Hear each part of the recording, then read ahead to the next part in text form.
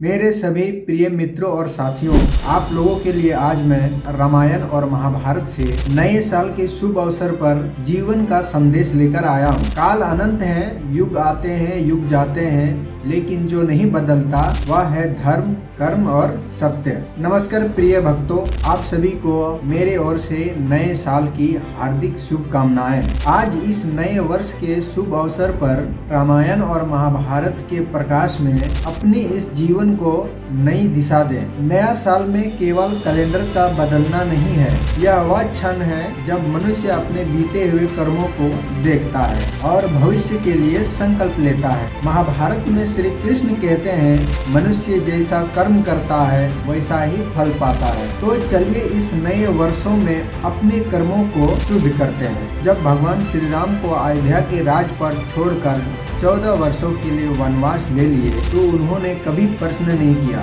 उन्होंने कभी क्रोध नहीं किया, उन्होंने अपनी मार्ग नहीं छोड़ा। नया साल हमें सिखाता है कि परिस्थितियां कैसी भी हो, अगर मर्यादा बनी रहे तो विजय निश्चित है। आशा करता हूं कि इस नए साल में श्री राम जैसा धैर्य आए। अशोक वाटिका में माता सीता अकेली थी, परंतु वह टूटी नहीं। नए साल हमें सिखाता है कि अगर विपरीत परिस्थितियों में भी आत्मबल जीवित है तो कोई रावण हमें पराजित नहीं कर सकता। महाभारत युद्ध सत्ता के लिए नहीं था, वह धर्म और अधर्म के बीच था। भीष्म, द्रोण, कर्ण ये सभी महान योद्धा थे, लेकिन ये सब के सब गलत पक्ष के साथ में खड़े रहे। नया साल हमें सिखाता है कि व्यक्ति कितना भी महान हो, अगर पक्ष गलत है तो विनाश निश्चित है। और इस नए साल में आपको सदैव धर्म के पक्ष में खड़े रहे। द्रौपदी का भरी सभा में जब उनका अपमान हो रहा था तो उन्होंने मौन नहीं साधा,